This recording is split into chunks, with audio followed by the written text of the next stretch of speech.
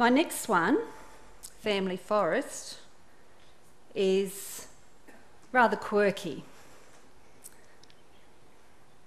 Families come in all shapes and sizes: sisters, brothers, step-parents, half-sisters. Family Forest describes the relationship of this blend of family, not as a family tree, but as a forest. The play on words and the quirky illustrations bring together the real meaning and message of this story. Babs is my stepmum, shows mum as a set of concertinaed steps. And the text says, no, not like that. The second page, opposite, portrays a three-eyed witch surrounded by bats and bottles of potions, as in the wicked stepmother. And the text is, or that.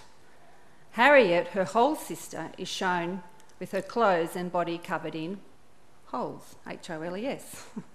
The text, no, not like that, is repeated before we see the whole picture of her and the explanation saying she's whole because she has the same mum and dad. A half-sister, Eliza, is shown with only one side. And again, the text is repeated. We do get to see what she looks like on the other side. After I made my selection, I read this to the preps and it went over their heads. But when I read it to the year threes, they just cacked themselves, as did some year sevens. So the play on the words and the pictures, I think it was a great book, but maybe perhaps as a picture book, not as in this category. The text, no, not like that, or that, is again repeated when we meet all the other family members. The font is also quite fun, the font type in the book. The child telling the story mentions the name of everyone else in his family, but we never learn the storyteller's name, so we don't know whether it's a boy or girl. Again, I asked the preps, was it a boy, was it girl? There's no way of knowing. We got the usual curly hair, short hair, long hair, wearing shorts. So there's no way. It doesn't detract from the story, but we do know that it's okay, this family's okay, it's okay to have a half-sister covered in, or sister covered in holes or whatever. Another interesting thing when I read this to the class was I asked, stepmum, stepdad, and nobody in either of the two prep classes have a stepmother or stepfather, and quite a few of them are only one. They don't have any brothers or sisters, which I thought was very unusual in our school. But overall, I think it's a fun book to talk about blended families, and if anyone's doing their family tree, you might just see your family tree in a different light. Not saying there's skeletons in the cupboard or anything, but yeah. And my last book, which is probably my favourite of the 6 that I chose, is Noni the Pony. Noni the Pony is friendly and funny. Her shimmering tail is the colour of honey. These opening lines in Alison Lester's book are a taste of what is to come. We see Noni full of energy as she dances and prances with her friends Dave Dog and Coco the cat. They play hide and seek, racing and chasing and jumping the creek. Noni gallops and bucks and kicks up her heels with the hens and the ducks. She is gentle and kind and will never leave anyone behind. She is a true friend and will protect Coco and Dave as she tells them a story to help them be.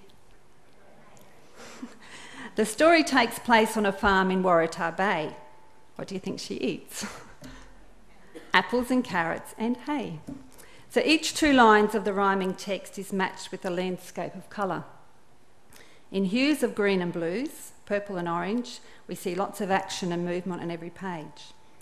The combination of action words, rhythm and illustration bring to life the friendship of these characters.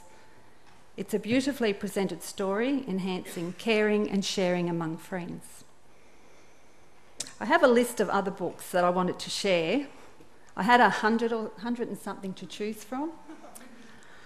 I narrowed it down. And I think I got it down to 10, and all of them are worthy. So I'll just read out the titles, because if none of them are a hit, some of these might be, because I haven't cheated. I deliberately didn't even go on the computer today. The other ones I had that were on my definite list were A Rat in a Stripy Sock. I actually see someone might have that one. Very Itchy Bear, which is a sequel to The Cranky Bear. Tall Man and 12 Babies, a delightful story about the man who's got 12 babies. Wibbly Wobbly, I think we might see our counsellors in a different light, for those of you who know that one. And Love from Grandma.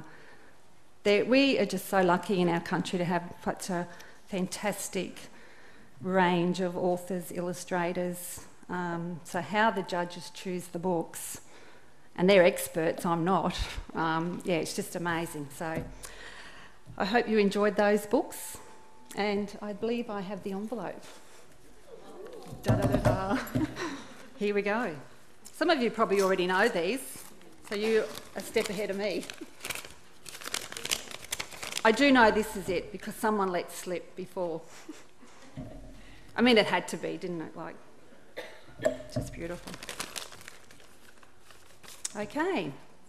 The winners on the shortlist for the early childhood are The Tall Man and the 12 Babies.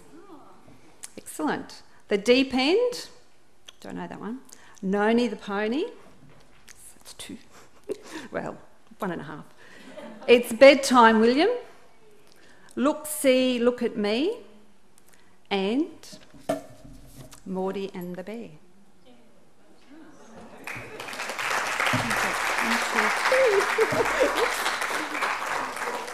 Thank you, everyone. Enjoy the evening.